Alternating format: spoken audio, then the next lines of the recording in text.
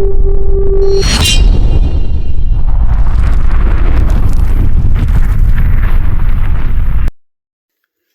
morning, all, and welcome to Racial 1919. Today is so far a quiet day, so not a bad day. A couple of things I just want to touch on this morning. It's not going to be a long one at all. A couple of things is mainly the Spurs game, not last night, and going into the weekend.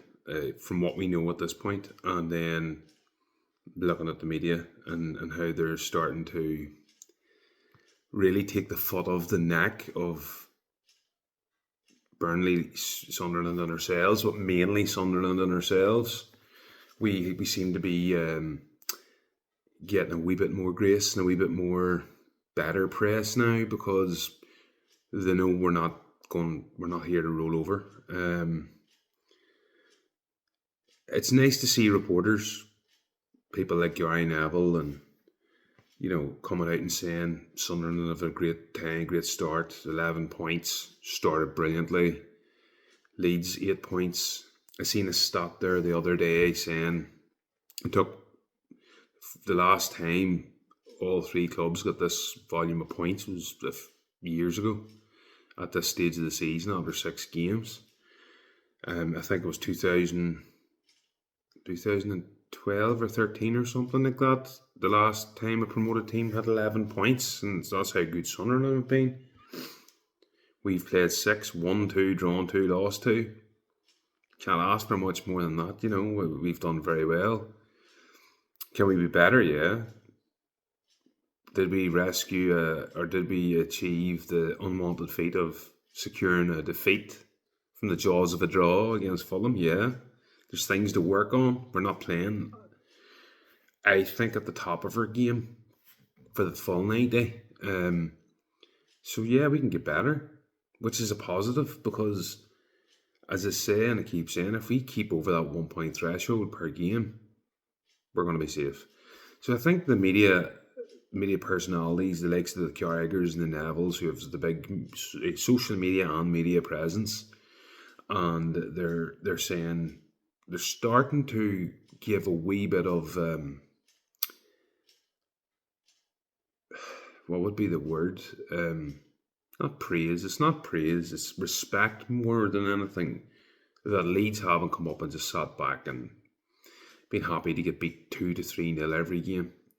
That Sunderland have invested heavily and they're going for it, and they're willing to go on the attack. I've seen another stat there against Bournemouth. Like, Leeds played Bournemouth, drew 2-2. Of course, we went through that match, but Bournemouth have faced more shots in that one game than they did all season in all the games combined against Leeds. But apparently we aren't an attacking team. We were all concerned, and we are all concerned, and we know the reasons why we're concerned is because we need massive investment down the right. We need a backup striker. We know Perot's not at it. We know DCL and Nemecha have a history of injury, as does Okafor. So we know those caveats, but it's nice to see people actually look at Leeds and say, you know what, they're a decent side. They're a decent side with a great support. But there's a long way to go. We have 13 games the 1st of January, and I would like to think the 49ers at this point are not. They say they do contracts in their sleep, so I'd like to think they bloody wake up and get a couple of contracts signed, sealed, and delivered on the first day of the opening of the window. That day, we need players in the door. January can really make or break your season, especially in the Premier League, and I think we're going to have to splash the cash. My thought process is, I was talking to my father about this, and he's adamant that we have to spend, as we all are. But we're sort of hoping, here's hoping, that what the 49ers have done was they've strengthened in the vital areas that we needed to strengthen in the Premier League. We've come out of the Championship with the best attack, let's be honest, by a long way. And we're hoping what we'll do is then we'll reinvest another 60 to 80 million or more in January. There's nothing to back that up. Last January we spent zero.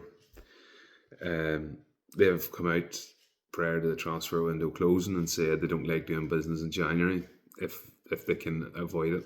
You can't avoid this. But it is nice to see the positivity, because if you're a player from an outside perspective that is looking at Leeds and maybe thinking about coming to this in January, if we're not in the bottom three and there's a positivity around the club and the fan base and in the media, that's big for us, because you may be able to attract a player or two that is maybe above that level. And I don't think we could have done that really at the beginning of the season. I think we've done very well, but we need a couple more sort of Anton Stack, sort of Okafor type signings. An example here is there's a fella called Ziyech. He used to play for Chelsea, played for that team in Turkey. That's the problem. But he's got no club. He's 32 years old, and he wants to play for his country at the World Cup and at the African Cup of Nations. Why not give him a short-term deal? It's a no-brainer. He'll not be that difficult to pay, because at the end of the day, he needs to play football. He's, by all accounts, he's keeping fit. And again, it's a big name coming in, and I think he can do the job on the right-hand side. But yes, again, it's very good to see a positivity in the media coming towards the club. And the Farka as well, to a certain degree, because the man come into the Premier League with so many questions. Yes, there are questions over him at the minute, and there will remain to be questions until we either stay up or go down, or he loses his job, or he keeps it, whatever. But at this point, he's proven people wrong. Simple as that. I will debate anybody, and I would tell anybody my thoughts are: you back the man until you don't. And I currently back him. I critique him, and I will critique him every time we play a game of football. If it's decisions, if it's tactics, if it's personnel, if it's how he's playing people, I'll critique it from now the cows come home. But right now, 8 points, I'm more than happy with right now. I would have took that at the beginning of the season. Moving into the weekend, from what we know, obviously Dan's out, so likelihood is we will probably find out tomorrow where Willie's at with his injury. Probably Brendan starts on the right, which is concern for Spurs, but Spurs aren't. I said this the other day. Spurs are not the team they were 2-3 years ago. They're not There's a lot of criticism coming in for Thomas Frank right now from their own fans about how he's managing that team and that squad. I look at their midfield and I think we could dominate the midfield. They play two across the centre of their midfield. Now, will they match us up? Possibly. But I think we can dominate that midfield. Physically, we are bigger, stronger, and better on the ball. I think they've got Happy Sarr, but I think there's a couple of injury worries as well. They dropped Udogie and a couple of players yesterday. Paulina didn't start. But these guys, they're not physical. If you put our three into the centre midfield, you've got DCL up front leading the line, physical. He can run the channels. He can compete physically with their defenders. He's fast, so Mickey van der Ven is going to have a game in his hands. He knows that, along with if Danzo plays again. He's played last night and he's not good at all. Then you've got our three in the centre of midfield. I think Okafor's 6'1", built like a tank. Down that wing, he will be a handful for anybody in this league, I think, if he's flying.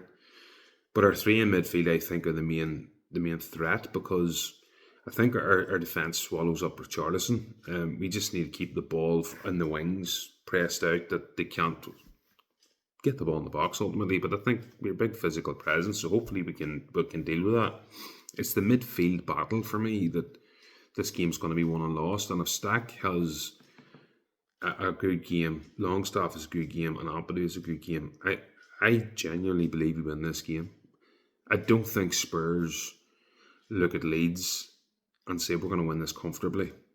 I don't think Spurs look at Leeds and say, well, we can go there and get 3 points. They probably do think that, but I'm looking at Spurs fans online, and nobody's really overly confident because they've seen how we play.